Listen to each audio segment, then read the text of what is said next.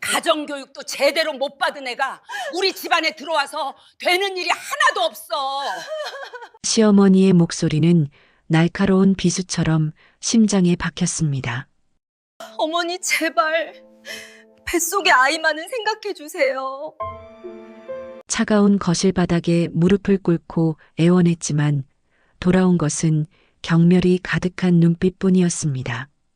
부모 없이 자랐다는 이유로 평생 받아온 서름보다 내 아이마저 부정당하는 이 순간이 더 뼛속 깊이 시렸습니다. 그날 저는 처음으로 깨달았습니다. 제 뱃속에서 자라는 이 작은 생명을 지키기 위해선 더 이상 착한 며느리로만 살 수 없다는 것을요. 이바구 시작 전에 무료로 하실 수 있는 구독과 좋아요 부탁드립니다. 모든 것은 2년 전 제가 사랑하는 남자 선우 씨와 결혼하면서 시작되었습니다. 저는 부모님이 안 계셨지만 누구보다 밝고 씩씩하게 살아왔다고 자부했습니다. 선우 씨의 따뜻한 눈빛과 내가 유진 씨의 가족이 되어줄게요라는 말 한마디에 제 모든 것을 걸었습니다. 그가 재벌가의 아들이 아니어도 좋았습니다. 아니, 오히려 평범한 사람이어서 더 좋았습니다. 제 진짜 신분을 숨긴 채 오직 사랑만으로 이루어진 가정을 꾸리고 싶다는 제 꿈을 이뤄줄 사람이라 믿었으니까요. 하지만 그 꿈은 시어머니라는 거대한 벽 앞에서 산산조각 나기 시작했습니다. 시어머니 박정숙 여사는 처음 저를 마주한 순간부터 노골적으로 불쾌한 기색을 감추지 않았습니다.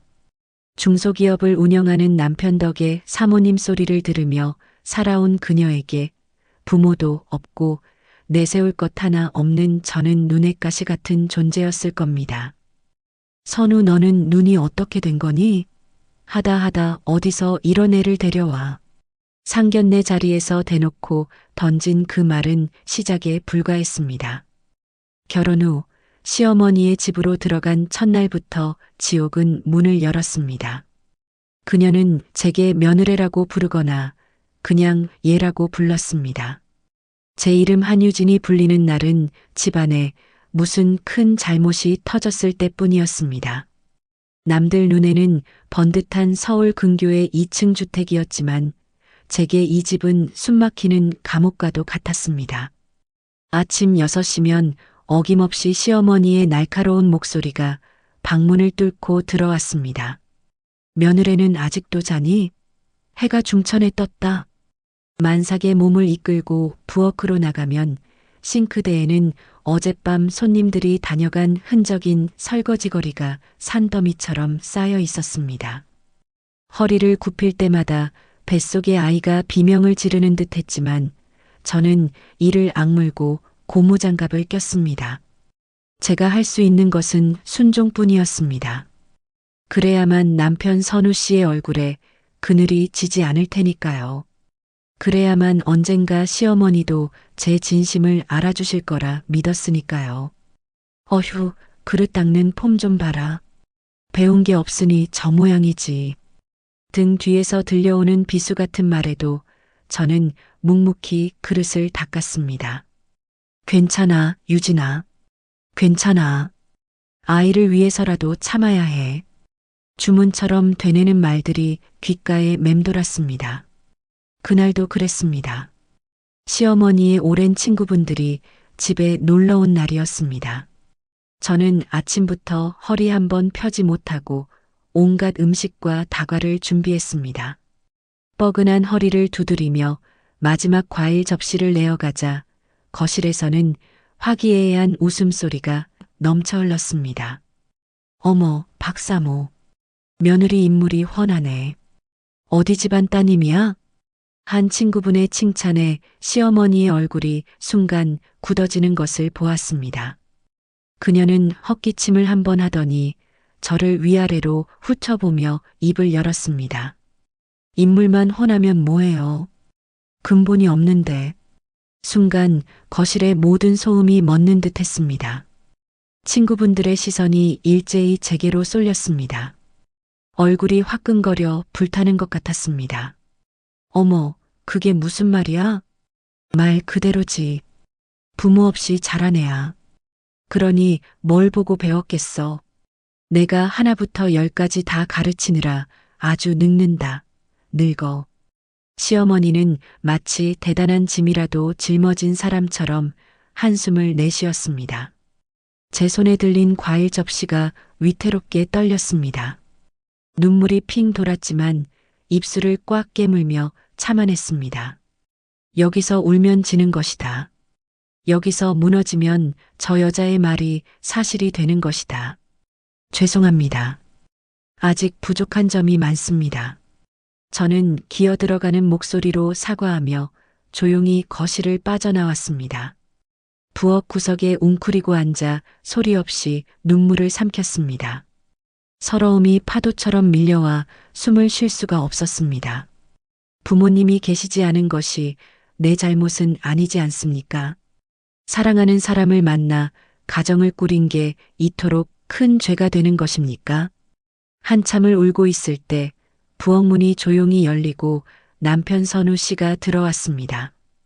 저는 구원이라도 만난 듯 다급하게 그의 옷자락을 붙잡았습니다. 여보 들었어요? 어머니가 하신 말씀. 선우 씨는 제 눈을 피하며 한숨을 내쉬었습니다. 그의 얼굴에는 미안함 대신 귀찮음과 난처함이 뒤섞여 있었습니다.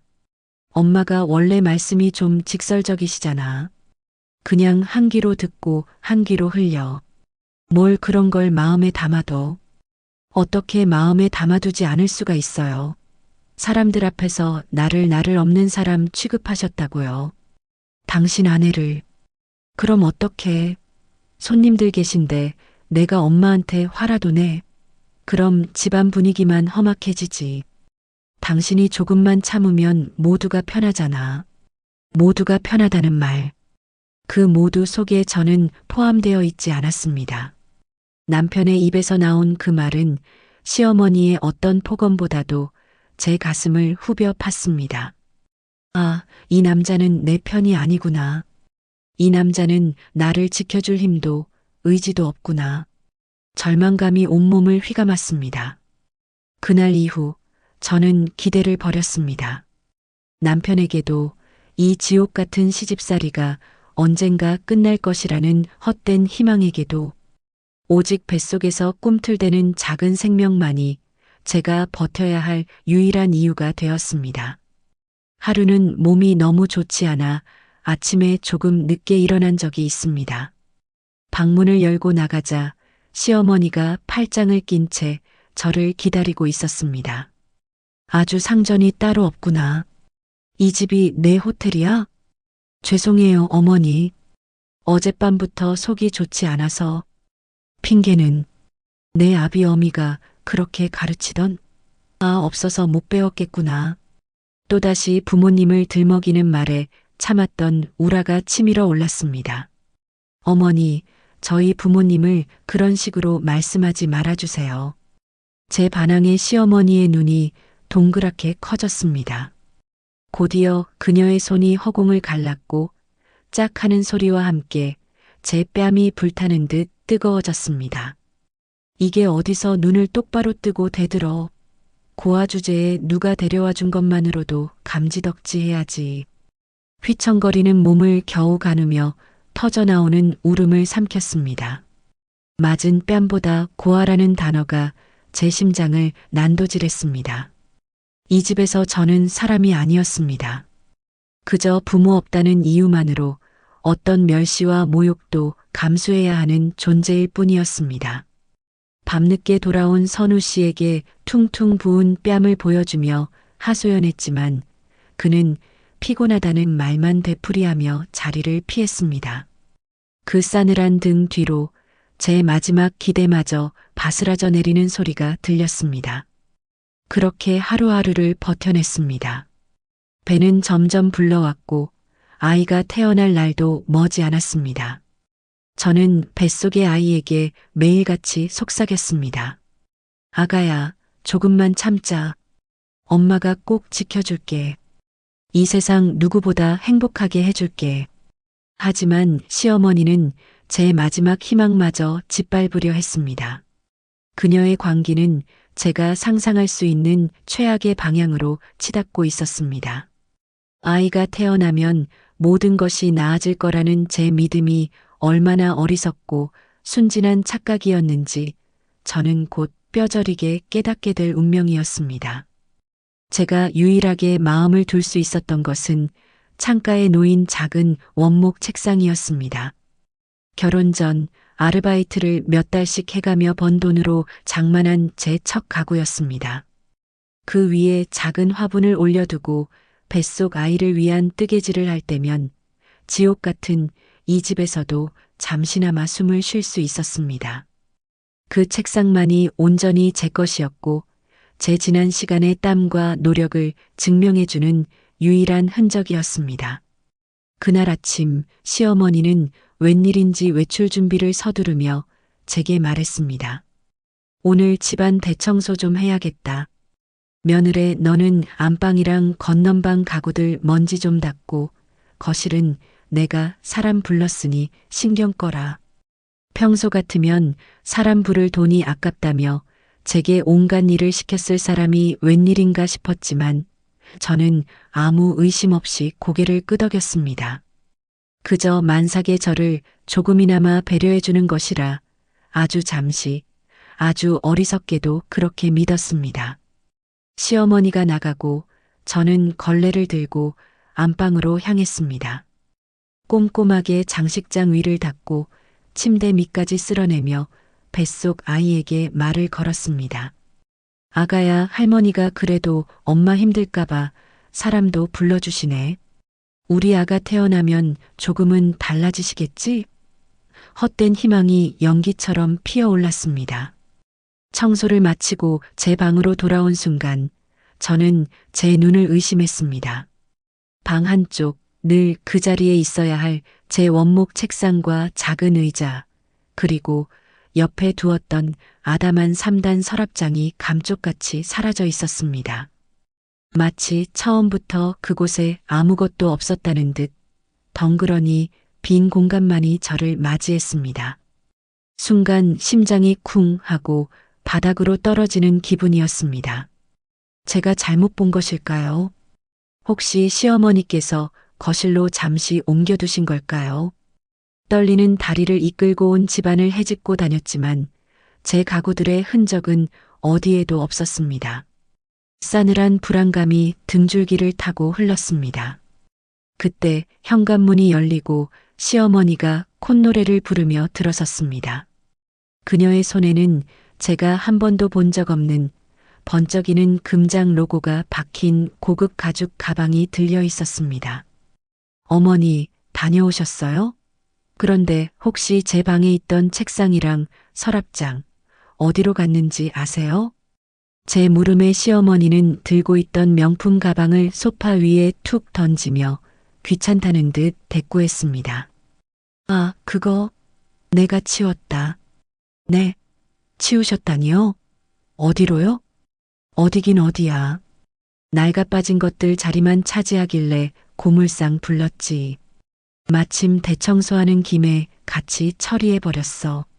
고물상이라는 말에 머릿속이 하얗게 비는 것 같았습니다. 제가 몇 달을 땀 흘려번 돈으로 제 손으로 직접 고르고 어루만지며 아꼈던 가구들이었습니다. 제 젊은 날의 꿈과 추억이 담긴 물건들이었습니다. 어머니, 어떻게 저한테 말 한마디 없이 그걸 버리실 수가 있어요? 그건 제가 혼수로 해온 제 물건이란 말이에요. 저도 모르게 목소리가 높아졌습니다. 하지만 시어머니는 눈 하나 깜짝하지 않고 저를 한심하다는 듯 쳐다보았습니다. 시끄럽다. 무슨 큰일이라도 난 것처럼 소리를 질러 그깟 중고 가구 몇 푼 한다고. 그리고 이 집에 들어온 이상 내 물건이 어디 있고 내 물건이 어디 있니? 다 이 집 물건이지. 내가 알아서 처리한 걸 가지고 왜 난리야? 그건 그냥 가구가 아니에요. 저한테는 소중한. 소중? 웃기지도 않네. 어디 총구석에서나 쓸 법한 싸구려 가구 가지고 유난 떨기는. 우리 집 격에 맞지도 않는 거 진작에 치워버렸어야 했는데. 덕분에 방도 넓어지고 얼마나 좋으냐. 시어머니는 새로 산 가방을 어루만지며 흡족한 미소를 지었습니다. 그 모습에 제 머릿속에서 무언가 툭 하고 끊어지는 소리가 났습니다. 혹시 그 가방? 제 시선이 가방에 닿자 시어머니는 기다렸다는 듯 가방을 고쳐들며 자랑했습니다. 아, 이거 예쁘지? 마침 백화점 갔더니 신상이 나왔더라고. 내 가구판 돈에 조금 보태서 샀다. 너도 이 집의 격을 높이는 데 일조했으니 뿌듯하게 생각하렴. 기가 막혀 말이 나오지 않았습니다. 제 추억과 땀이 담긴 물건들을 멋대로 팔아치운 돈으로 자신의 사치를 채우고 심지어 저더러 뿌듯하게 생각하라니요. 온몸의 피가 거꾸로 솟는 기분이었습니다. 눈물이 왈칵 쏟아졌습니다. 어떻게 그러실 수가 있어요. 어머, 얘 우는 것 좀 봐. 내가 무슨 큰 잘못이라도 했니? 너는 이 집안의 안주인이 될 사람이 그릇이 그것밖에 안 돼? 그깟 돈 몇 푼에 눈물을 질질 짜고. 이러니 내가 널 보고 배운 게 없다고 하는 거야. 더 이상 듣고 있을 수가 없었습니다. 저는 제 방으로 달려들어가 문을 잠갔습니다. 텅 빈 방구석을 보자 억장이 무너져 내렸습니다. 엉엉 소리내어 울었습니다. 가구를 잃어버린 슬픔보다 제 존재 자체를 무시하고 짓밟는 시어머니의 잔인함에 온몸이 떨렸습니다. 그리고 이 모든 상황을 침묵으로 동조할 남편을 떠올리자 더 큰 절망이 밀려왔습니다. 아니나 다를까 저녁이 되어 퇴근한 선우 씨는 시어머니의 말만 듣고 제 방문을 두드렸습니다. 그의 목소리에는 위로나 걱정 대신 짜증이 가득했습니다. 한유진, 문 열어. 엄마한테 들었어. 아직도 그러고 있는 거야? 애도 아니고. 저는 대답하지 않았습니다. 문고리를 잡고 흔드는 소리가 점점 거칠어졌습니다. 너 정말 이럴래? 엄마가 좋은 뜻으로 그런 걸 가지고 왜 이를 이렇게 키워? 낡은 가구 좀 치운 게 그렇게 큰 잘못이야? 결국 저는 자리에서 일어나 문을 열었습니다. 퉁퉁 부은 제 얼굴을 보고도 그는 미안한 기색 하나 없었습니다. 여보, 그건 그냥 낡은 가구가 아니야. 내 전부였다고. 그런데 어머니가 그걸 팔아서 자기 가방을 샀어. 당신은 이게 아무렇지도 않아? 제 물음에 선우 씨는 깊은 한숨을 내쉬며 머리를 쓸어 넘겼습니다. 그래서 뭐? 엄마가 가방 하나 살 수도 있지. 당신도 곧 애 낳으면 우리 엄마한테 신세질이 많아. 그때 가서 잘 보이려면 지금부터 점수 좀 따놔야 하는 거 몰라?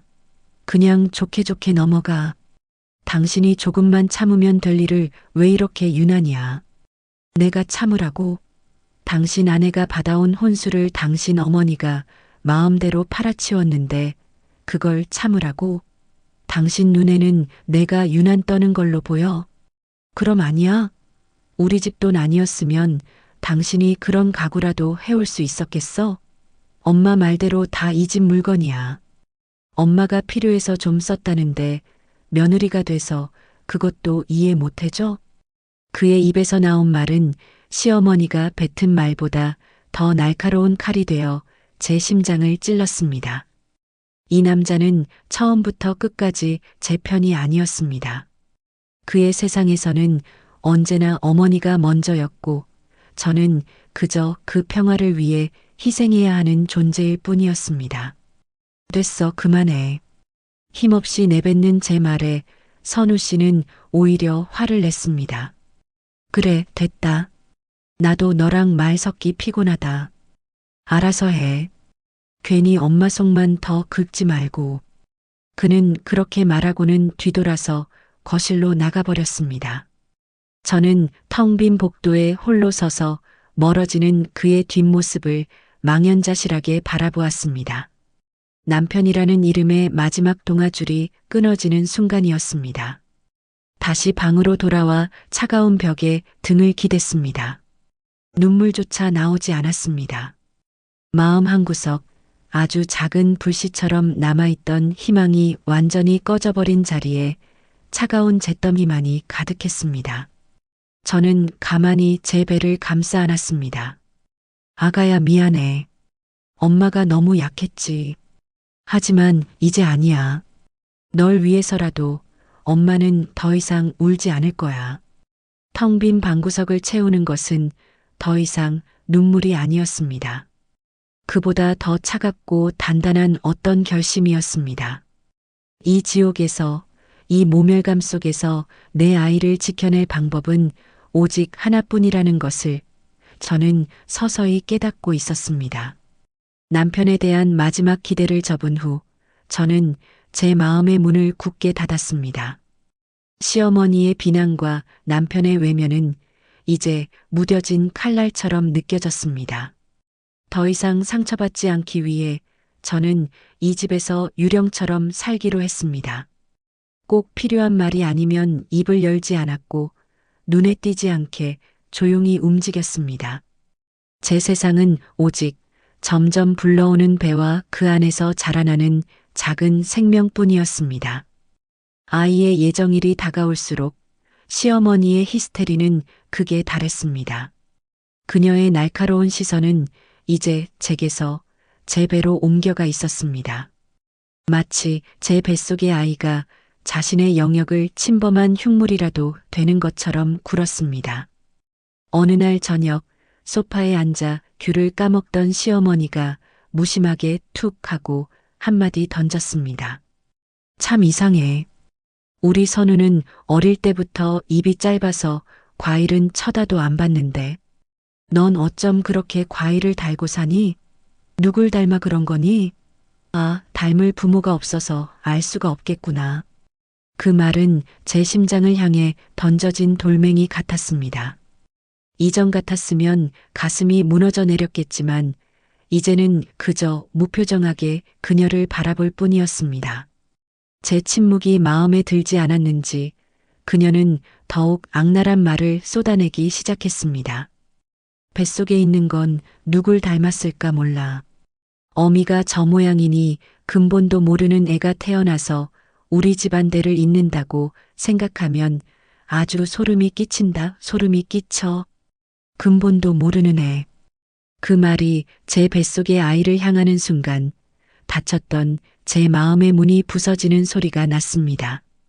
저를 향한 어떤 모욕은 참을 수 있었습니다. 하지만 제 아이만은 아직 세상의 빛도 보지 못한 이 작은 생명만은 안 되었습니다. 어머니, 그 말씀은 너무하셨습니다. 제 아이예요. 그리고 아버님과 어머님의 손주이기도 하고요. 제 반박에 시어머니는 기다렸다는 듯 코웃음을 쳤습니다. 손주? 그걸 내가 어떻게 믿니? 네. 내 말을 내가 어떻게 믿냐고. 부모 얼굴도 모르는 애가 어디서 뭐라고 다니다 우리 순진한 선우를 홀렸는지 누가 알아?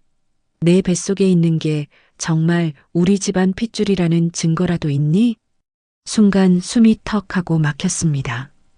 세상이 빙글빙글 도는 것 같았습니다. 제가 지금 무슨 말을 듣고 있는 것일까요? 어떻게 한 가족이라는 사람이 며느리에게, 그것도 만삭의 며느리에게 이런 끔찍한 말을 할 수 있는 걸까요? 어머니, 지금 제정신이세요? 그럼 제정신이지. 나는 내 눈으로 확인하기 전까진 절대 못 믿는다. 아니, 믿을 수가 없지. 세상이 어떤 세상인데. 안 그러니, 선우야? 마침 퇴근해서 들어오던 선우 씨에게 시어머니가 동의를 구했습니다. 선우 씨는 무슨 영문인지도 모른 채 어색하게 웃으며 어머니 옆에 앉았습니다. 무슨 얘기하는데 그래, 엄마? 마침 잘 왔다. 내가 지금 며느리한테 얘기하던 중이었어. 곧 태어날 애 우리 집안 핏줄인지 확인은 하고 넘어가야 하지 않겠냐고. 선우 씨의 얼굴이 하얗게 질렸습니다. 그는 당황한 눈으로 저와 어머니를 번갈아 쳐다보았습니다. 저는 애원하는 눈빛으로 그를 바라보았습니다. 제발 이번만은 당신의 아내와 아이를 지켜달라고. 당신 어머니의 저 미친 소리를 멈춰달라고. 엄마, 그게 무슨 말이야. 유진이 뱃속에 있는 애가 당연히 내 애지. 누구애겠어. 너는 아직 세상을 몰라서 그래. 요즘 젊은 것들이 얼마나 영악한데. 제가 너한테 시집 오기 전에 어떻게 살았는지 내가 뭘 알아? 겉만 멀쩡하다고 속까지 깨끗한 건 아니지. 나는 확실한 게 좋아. 애 태어나면 바로 유전자 검사부터 하자. 유전자 검사. 그 단어가 제 귀에 못처럼 박혔습니다. 선우 씨는 안절부절 못하며 시어머니를 말렸습니다. 엄마, 제발 그만해.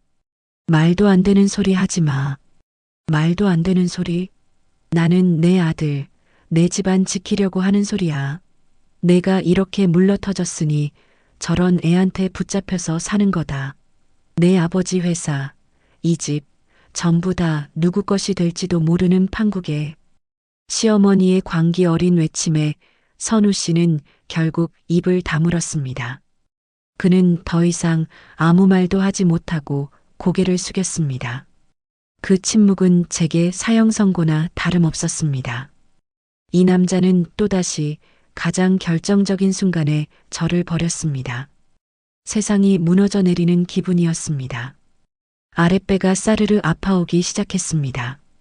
식은땀이 등줄기를 타고 흘렀습니다. 어머니, 제발 그만하세요. 저는 떨리는 손으로 배를 감싸 안았습니다. 통증이 점점 심해졌습니다.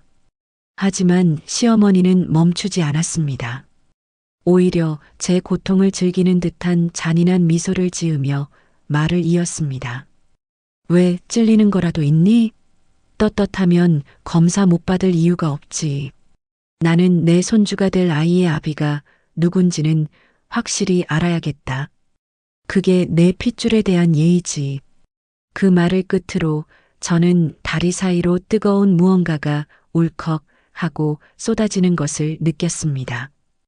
공포에 질려 아래를 내려다보았습니다. 제 하얀 원피스 자락이 붉게 물들고 있었습니다. 피피가. 제 비명에 선우 씨가 놀라 고개를 들었습니다.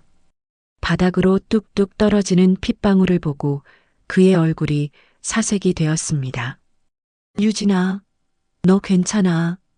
그가 다급하게 제게 달려왔지만 저는 그의 손을 뿌리쳤습니다. 지금 이 순간 그의 걱정은 위선처럼 느껴졌습니다.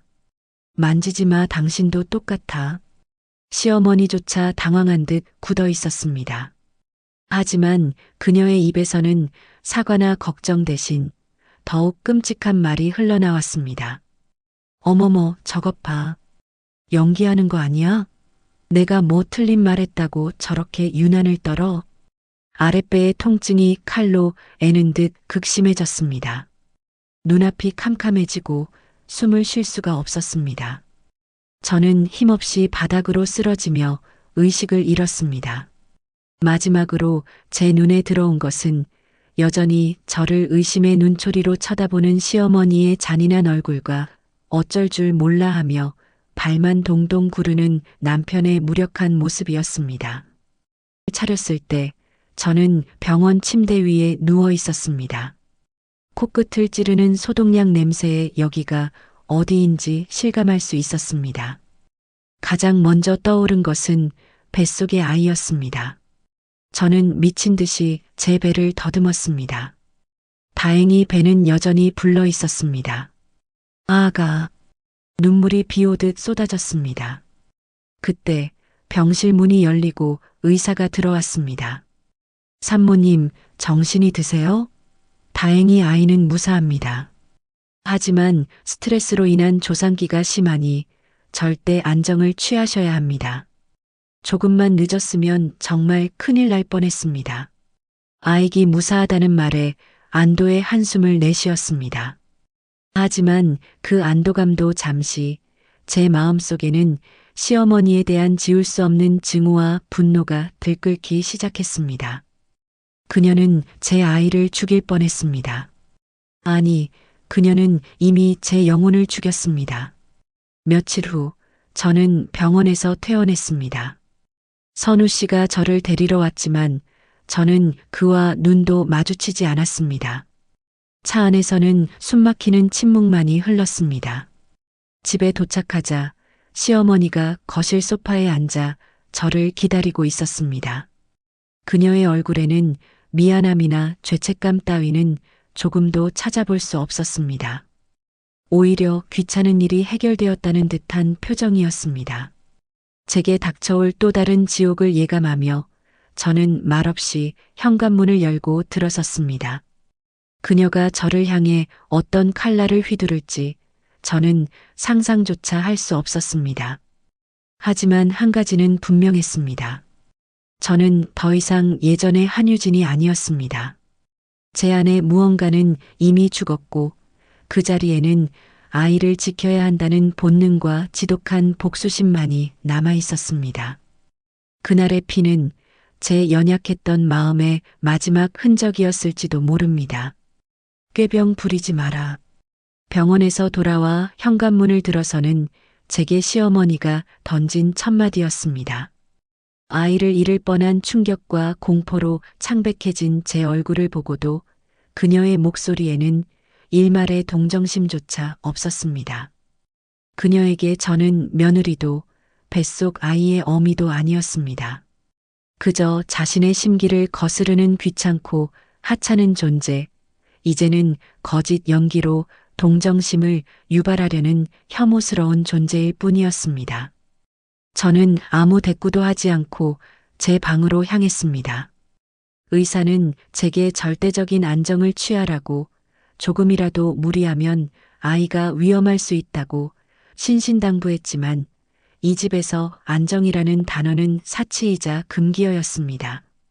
방문을 닫고 차가운 침대 위에 간신히 몸을 눕히자마자 어김없이 밖에서 시어머니의 날카로운 고함이 거실을 갈랐습니다. 어디서 환자 행세야? 죽다 살아났어도 할 일은 해야지. 밥값 못하는 것들은 숨 쉴 자격도 없어. 당장 안 나와? 선우 씨가 엄마 유진이 지금 몸도 안 좋은데라며 작은 목소리로 어머니를 말리는 소리가 들렸지만 이내 내가 전현을 저렇게 오냐오냐 해주니 머리 꼭대기까지 기어오르는 거 아니야 하는 더 큰 고함에 묻혀버렸습니다. 저는 질끈 눈을 감았습니다. 이제 더 이상 그들의 소리에 마음을 쓰고 싶지 않았습니다. 상처받을 감정조차 남아있지 않다고 생각했습니다. 내 아이만, 이 뱃속의 작은 심장만 지킬 수 있다면 귀를 막고 입을 닫고 이 지옥 같은 시간을 견뎌낼 수 있을 거라고 그렇게 스스로를 다독였습니다. 하지만 시어머니는 제 마지막 평온마저 허락하지 않았습니다. 저녁 시간이 되어도 제 방문은 열리지 않았고 굶주림에 어지러웠지만 차마 나갈 용기가 나지 않았습니다. 그때 문 밖에서 선우 씨의 목소리가 들렸습니다. 유진아, 저녁 먹어야지. 아주 잠시 그가 나를 위해 음식을 가져다 주지 않을까 하는 신락 같은 기대를 했습니다. 문을 열자 그는 빈손으로 서 있었습니다. 그의 얼굴에는 미안함 대신 피곤함이 역력했습니다. 빨리 나와. 엄마 더 화나시기 전에. 결국 저는 무거운 몸을 이끌고 식탁에 앉았습니다. 제 앞에는 차갑게 식어버린 밥 한 공기와 멀건 김칫국이 전부였습니다. 다른 식구들 앞에는 모락모락 김이 피어오르는 갈비찜이 놓여 있었습니다. 먹어. 내 신세에 이만하면 감지덕지지. 저는 말없이 숟가락을 내려놓았습니다. 입맛도 없었지만 그보다 더한 모멸감에 숨이 막혔습니다. 제 행동에 시어머니의 눈초리가 매서워졌습니다. 지금 뭐 하는 짓이야? 차려준 밥상 앞에서 시위라도 하는 거니? 어머니, 저도 사람입니다. 뭐, 사람? 사람 대접받고 싶었으면 사람답게 굴었어야지. 어디서 굴러먹던 뼈다귀인지도 모를 주제에. 결국 그날 밤 저는 굶었습니다. 뱃속 아이에게 미안했지만 그 음식을 목구멍으로 넘기는 순간 제 영혼이 부서져 내릴 것 같았습니다. 그렇게 며칠이 흘렀습니다. 저는 그림자처럼 지냈습니다. 하지만 제 존재 자체가 시어머니에게는 눈엣 가시였습니다. 그날 오후 저는 창가에 앉아 얼마 전 뜨다 만 아기 신발을 마저 뜨고 있었습니다. 작고 하얀 털실 신발을 보고 있으니 잠시나마 이 끔찍한 현실을 잊을 수 있었습니다. 그때 방문이 벌컥 열렸습니다. 시어머니는 제 손에 들린 아기 신발을 보더니 얼굴을 흉측하게 일그러뜨렸습니다. 지금 이게 뭐 하는 짓이야? 내가 정말 이 집안의 대를 이을 아이라도 낳을 줄 아나 보지? 그녀는 제 손에서 아기 신발을 낚아채 바닥에 내던지고는 발로 지시겨 버렸습니다. 하얀 털실이 더러운 먼지와 뒤엉켜 엉망이 되었습니다. 안 돼. 제가 비명을 지르며 그것을 주우려 하자 그녀는 제 머리채를 거칠게 잡아챘습니다. 이게 아직도 정신을 못 차렸네. 그녀는 제 머리채를 잡은 채로 저를 거실로 끌고 나갔습니다. 그리고 다짜고짜 제 옷가지를 담은 서랍을 열어 내용물을 모두 바닥에 쏟아붓기 시작했습니다. 어머니, 지금 뭐 하시는 거예요? 제발 그만하세요. 제가 놀라 그녀를 말리려 하자 그녀는 비웃음을 흘리며 제게 말했습니다. 뭐 하긴. 내 더러운 짐 싸주는 거지. 이제 이 집에서 내가 있을 곳은 없으니까. 꼴도 보기 싫어. 네. 그게 무슨. 못 알아듣겠어? 나가라고. 너 같은 불행 덩어리를 더는 이 집에 둘 수 없어. 내가 들어오고 나서부터 우리 집안에 우환만 꼈어. 그녀는 제 결혼 사진이 담긴 액자를 집어들어 벽에 힘껏 내동댕이 쳤습니다. 와장창 하는 굉음과 함께 유리가 산산조각 났습니다. 부서진 액자 속에서 세상 가장 행복한 표정으로 웃고 있던 제 모습이 날카로운 유리 파편처럼 처참하게 찢겨 있었습니다. 어머니, 제발 이러지 마세요. 저는 곧 아이를 낳아야 할 몸이에요. 이 한겨울에 밤중에 어디로 가라고 이러세요. 저는 그녀의 바짓가랑이를 붙잡고 애원했습니다. 하지만 그녀는 바닥에 떨어진 더러운 걸레를 떼어내듯 제 손을 거칠게 뿌리쳤습니다. 그건 내 사정이지. 내 뱃속에 있는 게 정말 우리 핏줄인지도 모르는데 내가 왜 내 뒤치다꺼리까지 해줘야 하니? 그 더러운 피를 내 집에서 받을 수는 없어. 썩 나가. 더러운 피. 병원에서 들었던 그 끔찍한 말이 또다시 제 심장을 찔렀습니다. 이 여자는 사람이 아니었습니다. 사람의 탈을 쓴 악마였습니다. 제가 매달릴수록 그녀의 광기는 더욱 심해졌습니다. 그녀는 대충 쑤셔 넣은 제 짐가방을 들고 현관으로 향했습니다. 당장 따라 나오지 못해. 저는 어쩔 수 없이 무거운 몸을 이끌고 그녀를 따라 나섰습니다. 거실 소파에는 선우 씨가 고개를 숙인 채 미동도 없이 앉아 있었습니다. TV에서는 시끄러운 예능 프로그램 소리가 흘러나왔습니다. 저는 마지막 희망, 부서져 제가 되어버린 희망의 마지막 먼지 한 톨이라도 붙잡아 보려는 심정으로 그를 바라보았습니다. 제발 당신의 아내와 아이가 쫓겨나고 있다고. 당신이 막아야 한다고. 당신이 내 유일한 가족이지 않냐고. 여보, 당신도 봤잖아. 어머니가 나를. 제발 나 좀 봐줘. 선우 씨는 천천히 고개를 들었습니다. 그의 눈동자는 텅 비어 있었습니다. 그는 차마 제 눈을 마주치지 못하고 다시 고개를 돌렸습니다. 그의 입에서 나온 말은 제게 내리꽂힌 사형 선고와도 같았습니다. 미안해, 유진아. 엄마가 저렇게까지 화가 나셨는데 내가 어떻게 말려. 당신도 엄마 성격 알잖아. 일단 나가 있어. 화 좀 풀리시면 내가 나중에 연락할게. 나중에. 그가 내뱉은 그 무책임하고 비겁한 말에 제 세상은 완전히 무너져 내렸습니다. 이 남자는, 제가 사랑했던 이 남자는 결국 자신의 안위와 평화를 위해 만삭의 아내와 자식을 칼바람 부는 길바닥으로 내모는 것을 선택했습니다. 시어머니는 제 짐가방을 현관문 밖으로 집어 던졌습니다. 그리고 제 등을 강하게 떠밀었습니다. 꼴도 보기 싫으니 당장 꺼져. 저는 힘없이 문 밖으로 밀려났습니다. 쾅 하는 요란한 소리와 함께 현관문이 닫혔습니다. 잠시 후 안에서 철컥 하고 잠금쇠가 걸리는 소리가 들렸습니다. 차가운 겨울바람이 살을 애는 듯 파고들었습니다. 얇은 실내복 차림으로 쫓겨난 저는 가로등 불빛 하나 없는 칠흑 같은 어둠 속에서 홀로 서 있었습니다. 배가 딱딱하게 뭉치며 아파왔지만 그보다 더한 절망감이 온몸을 잠식했습니다. 저는 닫힌 현관문을 하염없이 바라보았습니다. 혹시라도 문이 다시 열리지 않을까? 선우 씨가 내가 미쳤었나 봐, 여보. 잘못했어라며 저를 다시 안으로 들여보내주지 않을까? 하지만 문은 굳게 닫힌 채 미동도 없었습니다. 잠시 후 집안에서는 시끄럽게 울리던 TV 소리가 잦아들고 희미한 웃음소리가 새어나오는 듯 했습니다. 마치 아주 큰 골칫덩어리 하나를 치워버렸다는 듯한 안도의 웃음소리였습니다. 얼마나 지났을까? 온몸에 감각이 무뎌지고 손발이 꽁꽁 얼어붙어 제 것이 아닌 것처럼 느껴졌습니다. 이대로 길바닥에서 아이와 함께 얼어 죽는구나 하는 생각이 들었습니다. 저는 떨리는 손으로 휴대폰을 꺼내 들었습니다. 단축번호 1번.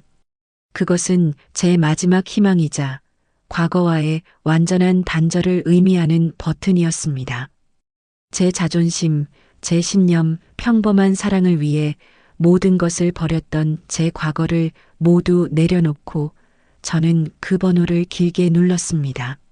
신호음이 몇 번 가지 않아 언제나처럼 침착하고 낮은 목소리가 들려왔습니다. 아가씨, 괜찮으십니까? 그 목소리를 듣는 순간 얼어붙었던 눈에서 뜨거운 눈물이 폭포수처럼 쏟아져 내렸습니다. 저는 아무 말도 하지 못하고 그저 흐느끼기만 했습니다. 아가씨, 지금 어디 계십니까?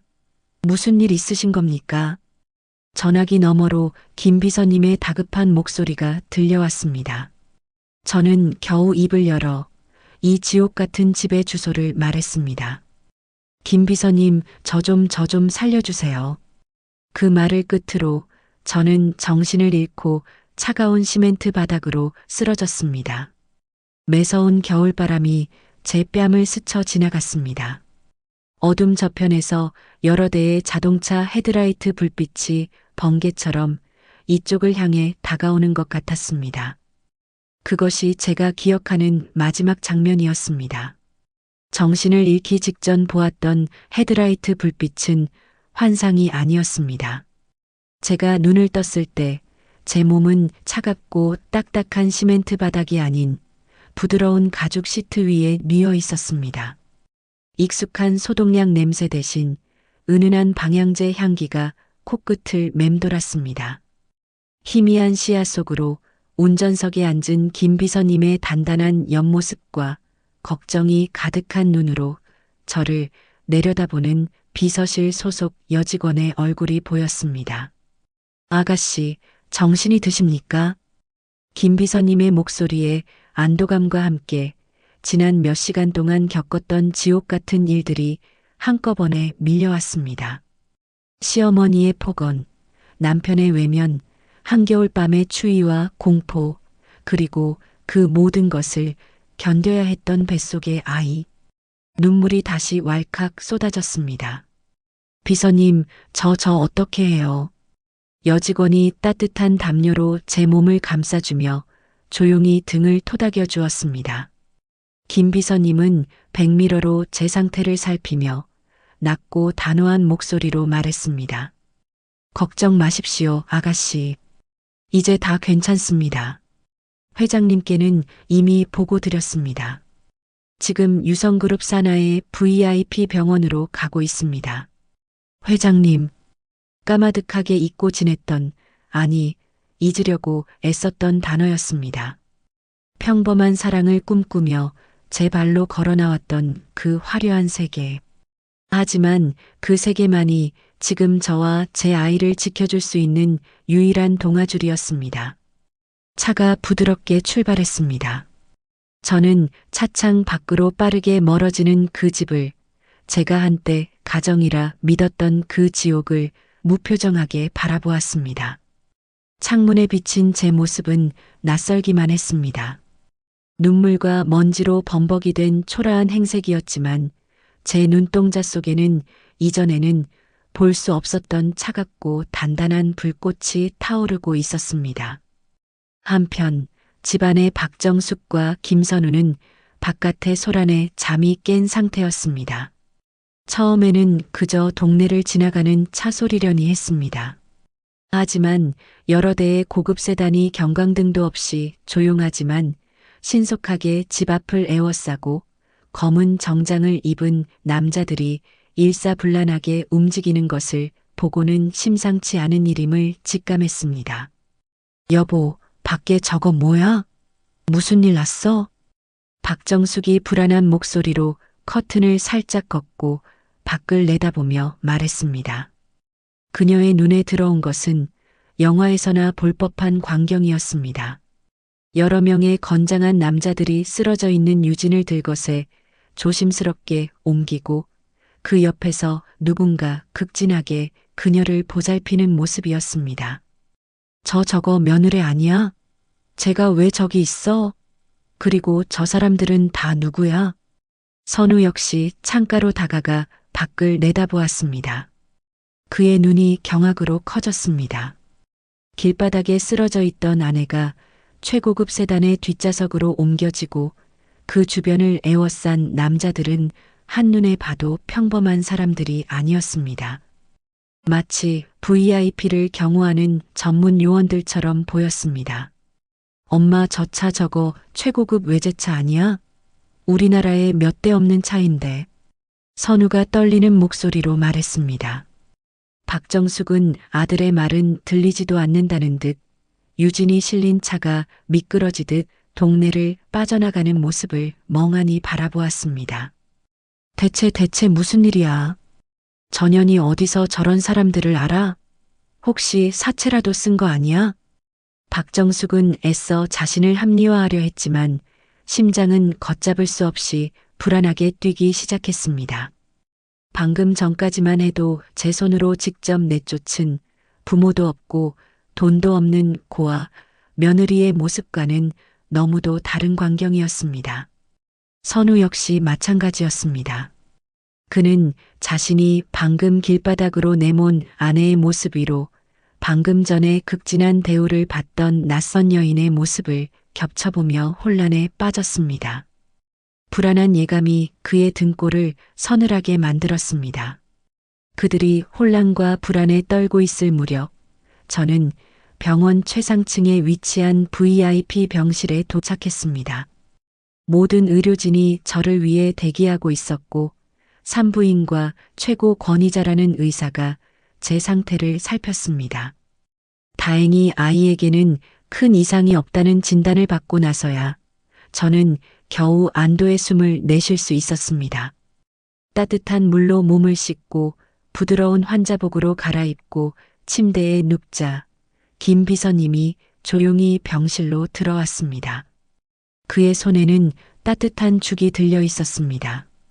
아가씨, 우선 이것부터 좀 드십시오. 며칠간 아무것도 못 드셨다고 들었습니다. 저는 말없이 죽그릇을 받아들었습니다. 따뜻한 온기가 손끝을 통해 온몸으로 퍼져나갔습니다. 한 숟갈, 두 숟갈, 죽을 넘길 때마다 얼어붙었던 몸과 마음이 서서히 녹아내리는 것 같았습니다. 제가 그릇을 다 비우자 김 비서님은 조심스럽게 입을 열었습니다. 회장님께서 기다리고 계십니다.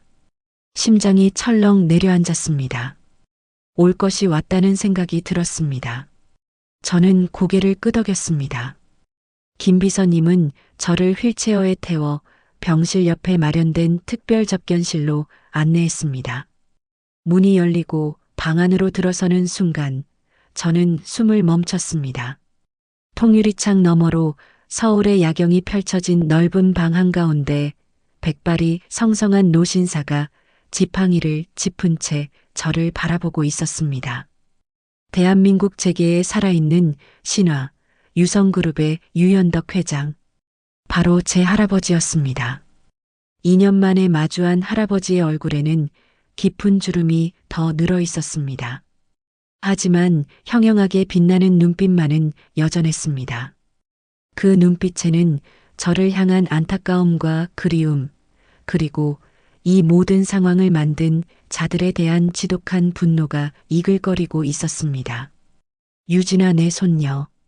할아버지의 갈라진 목소리에 저는 결국 참았던 눈물을 터뜨리며 휠체어에서 내려와 그의 발치에 주저앉았습니다. 할아버지 잘못했어요. 제가 다 잘못했어요. 할아버지는 아무 말 없이 제 어깨를 감싸 안았습니다. 크고 따뜻한 손이 제 등을 천천히 쓸어내렸습니다. 그 손길에 지난 2년간 겪었던 모든 서름과 아픔, 모멸감이 한꺼번에 터져 나왔습니다. 저는 어린아이처럼 목 놓아 울었습니다. 한참을 울고 나서야 저는 조금 진정할 수 있었습니다. 할아버지는 저를 부축해 소파에 앉히고는 맞은편에 앉아 저를 지그시 바라보았습니다. 됐다, 이제 다 괜찮다. 다시는 내게서 널 떠나보내지 않을 것이다. 그리고 그는 옆에 서 있던 김 비서에게 고개를 돌렸습니다. 그의 목소리는 방금 전과는 비교할 수 없을 정도로 차갑고 냉정해졌습니다. 김 비서. 네, 회장님. 그 집안 이름이 뭐라고 했지? 김선우, 그리고 그의 모친 박정숙입니다. 작은 금속 부품을 납품하는 중소기업을 운영하고 있습니다. 할아버지는 잠시 눈을 감고 생각에 잠겼습니다. 다시 눈을 떴을 때 그의 눈에는 서슬퍼런 분노가 가득했습니다. 내일 아침 해가 뜨기 전까지 그들이 가진 모든 것을 빼앗아라. 그들이 운영하는 회사는 물론 살고 있는 집, 타고 다니는 차, 은행에 있는 돈 한 푼까지 전부, 그들이 평생 쌓아 올렸다고 믿는 모든 것들이 사실은 모래성이었다는 것을 깨닫게 해줘라. 내 손녀와 내 증손주가 길바닥에서 겪었을 고통과 공포를 그들도 똑같이, 아니 그 100배, 1000배로 느끼게 해. 당장. 알겠습니다, 회장님. 김 비서님은 짧게 대답하고는 소리 없이 방을 나갔습니다. 방 안에는 다시 저와 할아버지 둘만 남았습니다. 할아버지는 다시 제게로 시선을 돌리고 제 손을 따뜻하게 잡아주었습니다. 유진아, 이제부터는 내가 하고 싶은 대로 하거라. 용서하고 싶으면 용서하고 복수하고 싶으면 복수해라. 이 할아비는 내가 어떤 선택을 하든 내 뒤에 서 있을 것이다. 너는 더 이상 혼자가 아니다. 저는 할아버지의 손을 마주 잡았습니다. 제 눈에서는 더 이상 눈물이 흐르지 않았습니다. 대신 제 심장 속에서 차갑게 타오르는 복수심이 온몸으로 퍼져나가는 것을 느꼈습니다. 가난하고 힘없는 고아 한유진은 어젯밤 그 차가운 길바닥에서 죽었습니다. 이제 남은 것은 유성그룹의 유일한 상속녀, 그리고 제 아이를 지키기 위해서라면 악마와도 손을 잡을 수 있는 독한 어미 한유진 뿐이었습니다. 박정숙, 그리고 김선우. 당신들이 내게서 앗아간 모든 것들을 나는 이제 당신들에게서 남김없이 빼앗아 올 것입니다. 이것은 내 복수의 시작일 뿐입니다. 다음 날 아침, 박정숙과 김선우의 아침은 지옥의 서막과 함께 시작되었습니다. 저를 내쫓은 후 모처럼 편안한 밤을 보냈다고 생각한 그들의 평화는 한 통의 전화로 산산조각 났습니다. 아침 식사를 하려던 선우 씨에게 그의 아버지, 즉 박정숙의 남편이자 회사 사장인 김영철에게서 다급한 전화가 걸려온 것이었습니다. 선우야, 큰일 났다. 지금 당장 회사로 와봐. 전화기 너머로 들려오는 아버지의 목소리는 평소의 근엄함은 온데간데 없이 공포와 절망으로 가득 차 있었습니다. 무슨 영문인지도 모른 채 회사로 달려간 선우 씨가 마주한 것은 아수라장이었습니다. 회사의 주거래 은행에서 아무런 예고도 없이 갑자기 모든 대출금의 일시 상환을 요구해 왔고 어젯밤 사이 모든 계좌가 동결되었다는 것이었습니다. 설상가상으로 회사의 가장 큰 매출을 차지하던 대기업 유성그룹의 자회사에서 갑작스럽게 모든 거래를 중단하겠다는 통보를 해왔습니다. 이유는 신뢰할 수 없는 기업과의 거래는 리스크가 크다는 지극히 원론적이고 냉정한 한 줄짜리 공문이 전부였습니다. 십수년간 이어져 온 관계가 하루아침에 그것도 아무런 설명 없이 끊겨버린 것입니다. 아버지, 이게 대체 어떻게 된 일이에요? 유성그룹에서 왜 갑자기? 나도 모른다. 어젯밤까지만 해도 아무 문제 없었어. 그런데 오늘 아침 출근했더니 모든 게 끝장나 있었어. 김영철은 넋이 나간 사람처럼 허공을 보며 중얼거렸습니다. 회사는 사실상 부도 상태였습니다. 대출금 상환은커녕 당장 직원들 월급조차 줄 수 없는 상황이었습니다. 소문은 빠르게 퍼져나갔고 다른 거래처들마저 등을 돌리기 시작했습니다. 그들이 십수년간 쌓아 올렸다고 믿었던 회사는 단 몇 시간 만에 모래성처럼 허물어져 내리고 있었습니다. 같은 시각 집에 남아있던 박정숙에게도 재앙은 들이닥쳤습니다. 법원에서 나왔다는 사람들이 들이닥쳐 집안 곳곳에 붉은색 압류 딱지를 붙이기 시작한 것입니다. 이게 무슨 짓들이에요? 여긴 내 집이야. 당신들 뭔데 남의 집에 와서 행패야.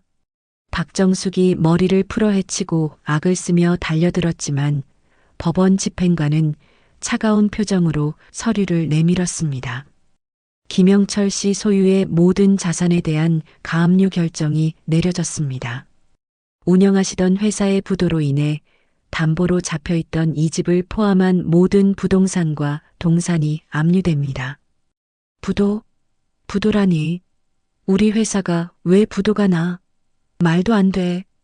박정숙은 믿을 수 없다는 듯 소리쳤지만 집행관들은 아랑곳하지 않고 묵묵히 자신들의 일을 처리했습니다.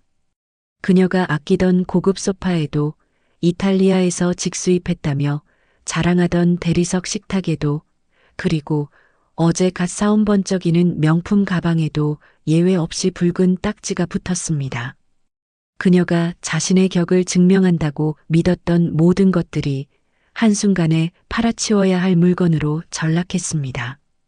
그제야 박정숙의 머릿속에 어젯밤의 일이 스쳐 지나갔습니다. 길바닥에 쓰러져 있던 며느리, 그녀를 둘러싸고 있던 검은 정장의 남자들, 그리고 순식간에 사라졌던 최고급 재단.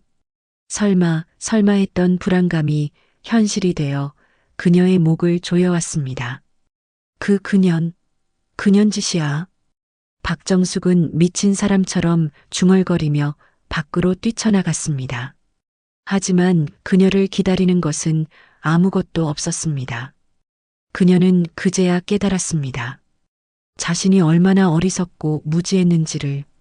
자신이 벌레처럼 여기고 짓밟았던 며느리가 사실은 자신들의 목숨줄을 쥐고 흔들 수 있는 무서운 존재였다는 것을요. 그 모든 상황은 VIP 병실에 누워있는 제게 실시간으로 보고되고 있었습니다. 김 비서님은 한치의 감정도 섞지 않은 목소리로 그들의 몰락을 담담하게 브리핑했습니다. 김선우에 붙인 김영철 소유의 영철 금속은 오늘 오전부로 최종 부도 처리되었습니다. 자택을 포함한 모든 자산은 압류되었으며 24시간 내에 퇴거 조치가 이루어질 예정입니다. 현재 박정숙과 김선우는 망연자실한 상태로 서로에게 책임을 전가하며 다투고 있는 것으로 확인됩니다. 저는 창밖을 바라보며 말없이 그의 보고를 들었습니다. 창문에는 복수심에 불타는 제 얼굴 대신 평온하고 냉정한 표정의 낯선 여자가 비치고 있었습니다. 그들의 비명과 절규가 들리는 듯 했지만 제 마음은 놀라울 정도로 고요했습니다. 동정심? 죄책감? 그런 감정들은 어젯밤 그 차가운 길바닥에 모두 버리고 왔습니다. 저는 김 비서님에게 물었습니다. 그 사람들은 이제 어디로 가게 되나요? 아마도 당분간은 찜질방이나 값싼 여관을 전전하게 될 겁니다. 모든 금융 거래가 막혔고 신용불량자로 등록되어 그 어떤 경제활동도 불가능한 상태입니다. 주변 지인들 역시 유성그룹의 조치라는 것을 알고는 모두 등을 돌렸습니다. 저는 고개를 끄덕였습니다. 이것은 시작에 불과했습니다. 제가 겪었던 고통과 모멸감에 비하면 이 정도는 아무것도 아니었습니다. 오후가 되자 할아버지께서 병실로 찾아오셨습니다. 그의 얼굴에는 만족스러운 미소가 걸려 있었습니다. 유진아, 몸은 좀 어떠냐? 괜찮아요, 할아버지. 덕분에요. 그래. 이제 마음고생은 그만하고 몸조리에만 신경 쓰거라. 나머지는 이 할아비가 다 알아서 할 테니. 저는 할아버지를 보며 조용히 입을 열었습니다. 아니요, 할아버지. 이제부터는 제가 직접 하고 싶어요. 제 말에 할아버지의 눈이 조금 커졌습니다. 저는 흔들림 없는 눈빛으로 그를 마주보며 말했습니다.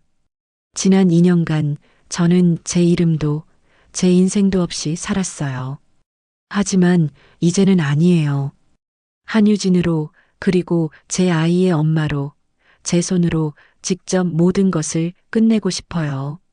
그리고 다시 시작하고 싶고요. 할아버지, 제가 유성그룹의 이름을 잠시 빌릴 수 있도록 허락해 주세요. 제 단호한 모습에 할아버지는 잠시 저를 바라보더니 이내 크게 웃음을 터뜨렸습니다. 하하, 그래. 그거야. 그 눈빛이야. 역시 내 손녀다워. 그래, 얼마든지 하거라. 유성그룹은 이제부터 내 손에 달렸다. 내가 휘두르는 칼이 되고 방패가 되어줄 것이다. 내가 원하는 대로 세상을 한번 흔들어 보아라. 할아버지의 허락을 받은 저는 김 비서님을 통해 그들에게 마지막 자비를 베풀었습니다. 그들이 제게 했던 것처럼 저 역시 그들에게 선택권을 주기로 한 것입니다. 그날 저녁 찜질방 구석에서 컵라면으로 끼니를 때우고 있던 박정숙과 김선우에게 검은 정장을 입은 남자가 찾아왔습니다. 그는 두 사람 앞에 작은 명함 한 장을 내려놓았습니다. 명함에는 유성그룹 법무팀이라는 글자와 함께 변호사의 이름이 적혀 있었습니다. 한유진님께서 전화라고 하셨습니다. 변호사는 가방에서 2개의 서류 봉투를 꺼내 그들 앞에 놓았습니다. 하나는 이혼 서류입니다. 김선우 씨는 위자료 청구 소송까지 당하고 싶지 않으시다면 군말 없이 도장을 찍으시는 게 좋을 겁니다. 재산 분할? 지금 당신들 명의로 된 재산은 단 1원도 남아있지 않으니 꿈도 꾸지 마십시오. 선우 씨는 하얗게 질린 얼굴로 서류를 받아들었습니다. 그의 손이 사시나무처럼 떨렸습니다. 변호사는 이어서 박정숙을 향해 다른 봉투를 내밀었습니다. 그리고 이것은 박정숙 씨에게 드리는 마지막 기회입니다. 한유진님께서 당신이 저지른 모든 폭언과 폭행, 명예훼손에 대한 증거를 확보하고 계십니다. 이대로라면 당신은 남은 여생을 감옥에서 보내게 될 수도 있습니다. 박정숙의 입에서 컥 하는 소리가 터져 나왔습니다. 하지만 한유진님께서는 마지막 자비를 베푸시기로 하셨습니다. 내일 오전 10시까지 당신이 그토록 무시하고 짓밟았던 며느리 한유진님 앞에 무릎 꿇고 진심으로 사죄하십시오. 당신의 사죄가 진심이라고 판단되면 형사고소는 취하해 주시겠다고 하셨습니다. 물론 당신들이 저지른 죗값은 평생 갚으며 살아야겠지만요. 선택은 당신들의 몫입니다. 변호사는 그 말을 남기고 호련히 사라졌습니다. 박정숙과 김선우는 넋이 나간 채 자신들 앞에 놓인 2개의 서류 봉투를 번갈아 쳐다보았습니다.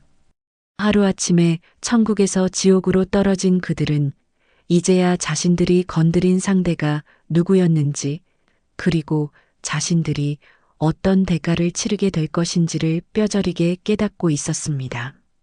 저는 병실 창가에 서서 멀리 어두워지는 하늘을 바라보았습니다. 내일 그들은 어떤 선택을 할까요? 하지만 어떤 선택을 하든 제 복수는 이제 막 시작되었을 뿐입니다. 그들이 제게 주었던 절망과 고통을 저는 이제부터 차근차근 남김없이 되돌려 줄 것입니다. 다음 날 오전 10시, 저는 병실 소파에 앉아 창밖을 내다보고 있었습니다. 어젯밤 변호사가 그들에게 전한 시간입니다. 과연 그들은 어떤 선택을 했을까요? 제게 무릎을 꿇는 굴욕을 택할 것인가, 아니면 마지막 남은 자존심을 지키고 법의 심판을 받을 것인가. 사실 어느 쪽이든 상관없었습니다. 제게 중요한 것은 그들이 자신들의 선택으로 인해 가장 비참한 나락으로 떨어지는 모습을 제 눈으로 직접 확인하는 것이었으니까요. 얼마 지나지 않아 병실 문 밖에서 소란스러운 소리가 들려왔습니다. 김 비서님이 잠시 양해를 구하고 문을 열자 복도에는 경호원들에게 가로막힌 채 악을 쓰고 있는 박정숙과 김선우의 모습이 보였습니다. 며칠 만에 본 그들의 모습은 처참하기 그지없었습니다. 비싼 옷 대신 찜질방에서 빌려 입은 듯한 허름한 옷차림, 며칠은 감지하는 듯 떡진 머리, 그리고 절망과 도끼로 가득 찬 퀭한 눈. 그들이 그토록 중요하게 생각했던 격이라는 것은 어디에서도 찾아볼 수 없었습니다. 비켜. 나 유진이 시어머니야. 내 며느리 좀 만나겠다는데 너희들이 뭔데 막아. 유진아. 여보. 나야, 선우. 제발 얼굴 좀 보여줘. 저는 말없이 손짓으로 그들을 안으로 들여보내라고 지시했습니다. 경호원들이 길을 열어주자 2사람은 비틀거리며 병실 안으로 들어왔습니다. 그리고 저를 발견하는 순간 그들의 얼굴에는 각기 다른 감정이 스쳐 지나갔습니다. 박정숙의 눈에는 경악과 시기, 그리고 일말의 기대감이, 선우 씨의 눈에는 후회와 비굴함, 그리고 이해할 수 없다는 혼란이 뒤섞여 있었습니다. 그들은 제가 누워있을 거라고 생각했던 초라한 다인실이 아닌 최고급 호텔 스위트룸을 연상시키는 거대한 VIP 병실의 규모에 압도당한 듯 보였습니다. 그리고 부드러운 실크 가운을 입고 소파에 앉아 차를 마시는 제 모습에서 과거 자신들이 짓밟았던 힘없는 며느리의 흔적은 찾아볼 수 없었을 겁니다. 박정숙이 먼저 정신을 차리고 제게 다가왔습니다. 그리고 그녀는 제가 예상했던 그대로의 행동을 했습니다. 제 발치 앞에 쿵소리가 나도록 무릎을 꿇은 것입니다. 아가, 아니, 유진아, 내가 다 잘못했다.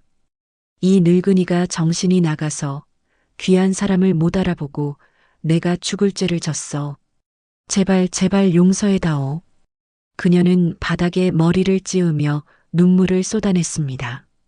하지만 그 눈물에서는 진심 어린 반성이나 뉘우침은 느껴지지 않았습니다. 오직 이 상황을 모면하고 싶은 절박함과 계산적인 연기만이 엿보일 뿐이었습니다. 선우 씨도 뒤따라 제 옆에 무릎을 꿇었습니다. 유진아, 여보, 미안해. 내가 정말 미쳤었나 봐. 엄마가 무서워서 당신을 지켜주지 못했어. 내가 평생 당신한테 속죄하며 살게. 제발 우리 다시 시작하면 안 될까? 응? 우리 복덩이도 곧 태어나잖아. 복덩이. 한때는 근본도 모르는 애라며 저주를 퍼붓던 그들이 이제는 제 뱃속의 아이를 자신들의 마지막 희망인 양 들먹이고 있었습니다. 저는 찻잔을 내려놓고 바닥에 엎드린 두 사람을 차갑게 내려다보았습니다. 일어나세요. 제 목소리는 저 자신이 듣기에도 놀라울 정도로 냉정했습니다. 아니다, 유진아. 내가 용서해 줄 때까지 나 여기서 안 일어나. 아니, 못 일어나. 일어나시라고요. 더러운 사람들 때문에 이 병실 바닥을 더럽히고 싶지 않아서 그럽니다. 제 말에 두 사람의 어깨가 움찔했습니다. 그들은 마지못해 자리에서 일어났습니다. 저는 자리에서 일어나 그들에게 한 걸음씩 다가갔습니다. 먼저 박정숙의 앞에 섰습니다. 어머니, 어머니라고 부르는 것도 오늘이 마지막이겠네요. 당신이 제게 했던 말들 기억하세요? 부모 없이 자라서 배운 게 없다. 근본도 모르는 애, 더러운 피.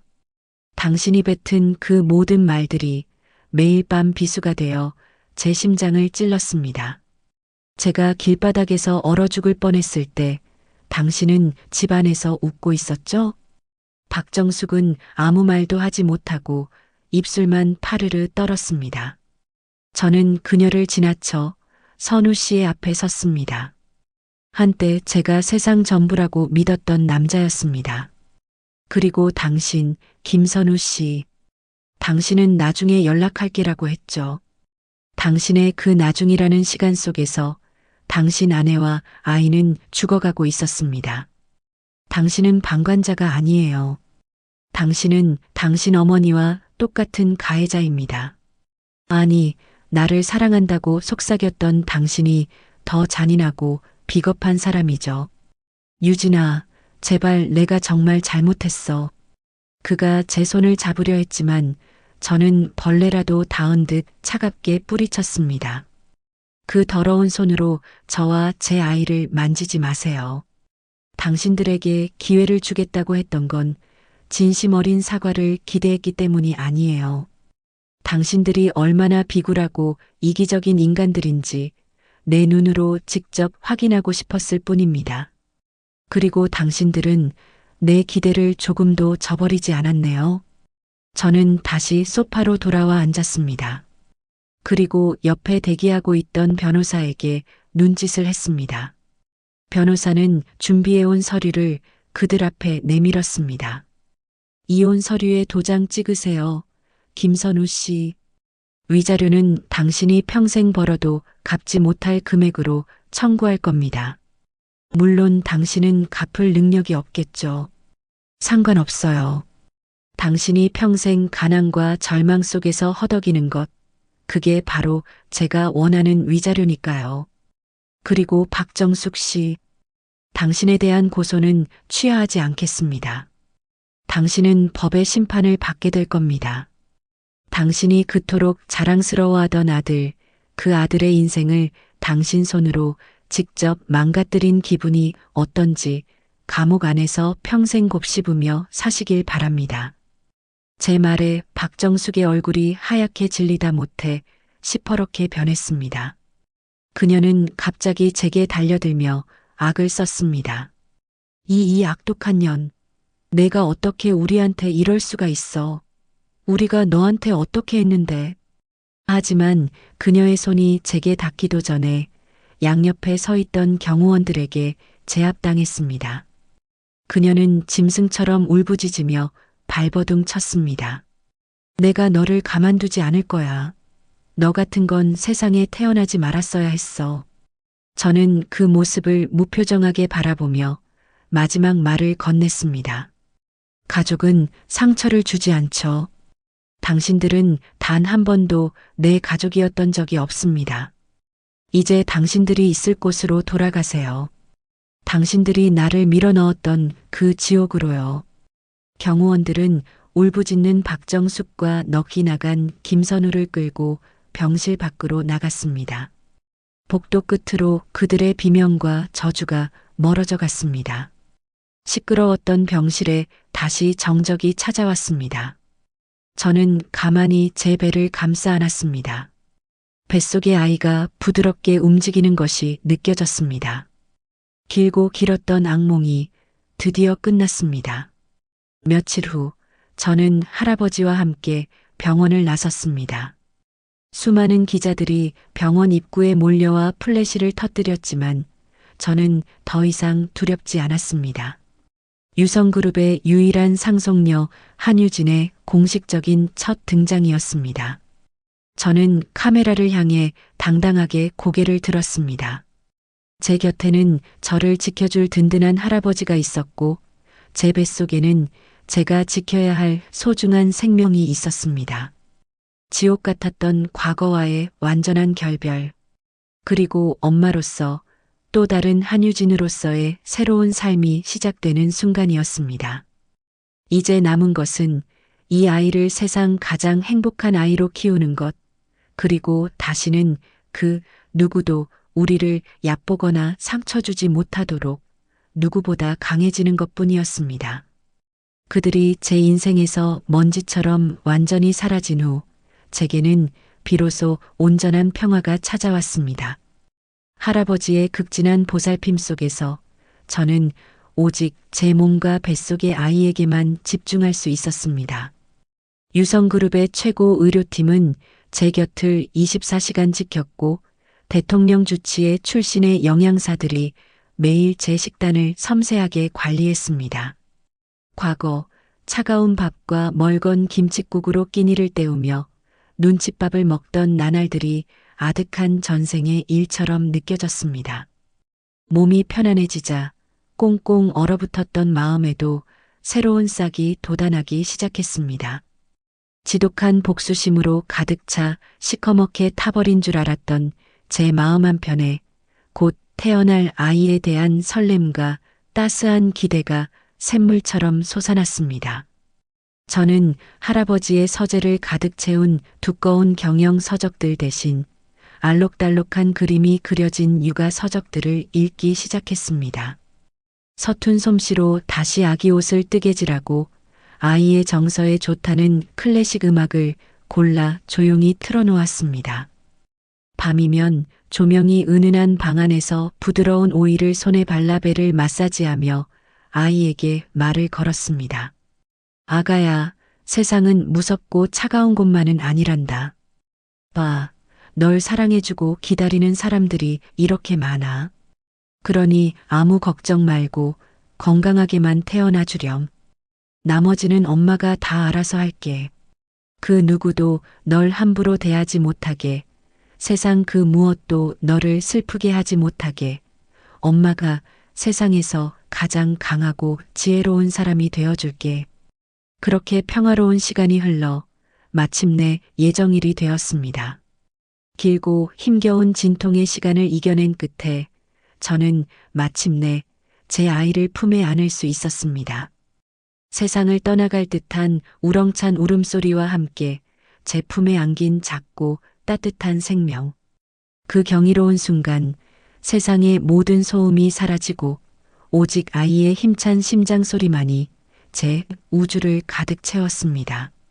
저는 아이의 보드라운 뺨과 작은 손가락을 조심스럽게 매만지며 하염없이 눈물을 흘렸습니다. 그 눈물은 더 이상 과거의 슬픔이나 분노의 눈물이 아니었습니다. 제게 찾아와 준 작은 천사에 대한 감사와 환희, 그리고 지극한 사랑의 눈물이었습니다. 고마워, 아가. 엄마한테 와줘서 정말 고마워. 할아버지는 유리 너머로 갓 태어난 증손주를 보며 평생 단 한 번도 보인 적 없는 소년 같은 미소를 지으셨습니다.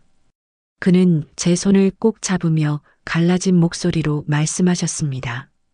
유진아, 고생했다. 정말 고생 많았어. 내가 우리 유성그룹에 이 늙은이에게 가장 큰 보물을 안겨주었구나. 그 따뜻하고 커다란 손의 온기에 저는 비로소 제가 돌아올 곳으로 무사히 돌아왔음을, 이제는 정말 괜찮다는 것을 실감했습니다. 아이의 이름은 유은성이라고 지었습니다. 할아버지의 성 유와 고요한 밤하늘을 밝히는 빛나는 별이라는 뜻의 은성. 세상의 소란함에 흔들리지 않고 자신만의 빛을 내는 사람이 되라는, 그리고 언젠가 유성그룹의 가장 빛나는 별이 되라는 저의 간절한 소망을 담은 이름이었습니다. 시간은 빠르게 흘렀습니다. 은성이는 주변의 사랑을 듬뿍 받으며 무럭무럭 자라났고, 저는 엄마로서, 그리고 유성그룹의 후계자로서 바쁘지만 충실한 새로운 삶을 시작했습니다. 낮에는 수십 명의 임원이 도열한 회의실에서 그룹의 중대한 현안을 보고받고, 날카로운 질문으로 핵심을 꿰뚫으며 미래의 경영인으로서의 자질을 증명해 나갔습니다. 할아버지께서는 때로는 엄한 스승처럼, 때로는 든든한 후원자처럼 제 곁에서 모든 것을 가르쳐 주셨습니다. 처음에는 모든 것이 낯설고 어려웠지만 저는 포기하지 않았습니다. 제 아이에게 세상 가장 멋지고 부끄럽지 않은 엄마가 되기 위해, 그리고 다시는 그 누구에게도 제 운명을 저당 잡히지 않기 위해 저는 스펀지처럼 모든 것을 흡수했습니다. 그러다 저녁이 되면 저는 화려한 오피스룩과 카리스마 넘치는 경영인의 가면을 벗고 오직 한 아이의 엄마, 평범한 한유진으로 돌아왔습니다. 서툴지만 정성을 다해 직접 만든 이유식을 은성이에게 먹이고, 따뜻한 물에 향기로운 거품을 풀어 목욕을 시키고, 포근한 이불 속에서 나지막한 목소리로 자장가를 불러주며 재우는 시간은 제게 가장 큰 행복이자 고된 하루를 보상받는 안식이었습니다. 아이의 해맑은 웃음소리 하나, 저를 향해 뻗는 작은 몸짓 하나가 제게는 살아갈 이유 그 자체였습니다. 그러던 어느 날 저는 김 비서님을 통해 그들의 마지막 소식을 전해 듣게 되었습니다. 박정숙은 결국 상해 및 명예훼손, 주거침입 등의 혐의가 모두 인정되어 실형을 선고받고 교도소에 수감되었다고 합니다. 평생을 사모님 소리에 취해 살던 그녀에게 죄수복을 입고 좁은 감방에서 지내는 하루하루는 죽음보다 더한 고통일 것이었습니다. 그녀의 남편이었던 김영철은 연이은 부도와 이혼, 그리고 아내의 수감이라는 충격을 이기지 못하고 쓰러져 지금은 지방의 한 요양병원에서 의미 없는 숨만 쉬고 있다고 했습니다. 그리고 김선우. 그는 모든 것을 잃고 공사장을 전전하며 일용직으로 하루하루를 힘겹게 살아가고 있다는 소식이었습니다. 그는 몇 번이고 공중전화로 비서실에 연락해 저를 바꿔달라고 애원했지만 저는 단 한 번도 그 전화를 받지 않았습니다. 그들은 이미 제 인생이라는 책에서 완전히 찢겨나가 제가 되어버린 희미한 과거의 흔적일 뿐이었습니다. 저는 더 이상 그들을 증오하지 않았습니다. 증오라는 강렬한 감정조차 그들에게는 사치라고 생각했습니다. 그들은 저 때문에 불행해진 것이 아니었습니다. 그저 자신들의 어리석음과 끝없는 탐욕으로 스스로를 파멸시킨 것뿐이었습니다. 저는 그들의 비참한 말로를 확인하는 것 대신 제 아이와 함께 더 눈부시게 행복해지는 것으로 제 길고 길었던 복수를 완성하기로 했습니다. 어느덧 은성이의 첫돌이 되었습니다. 저희는 외부 손님 없이 할아버지와 김 비서님, 그리고 지난 1년간 저와 은성이를 그림자처럼 보살펴준 몇몇 분들만 모여 조촐한 가족 파티를 열었습니다.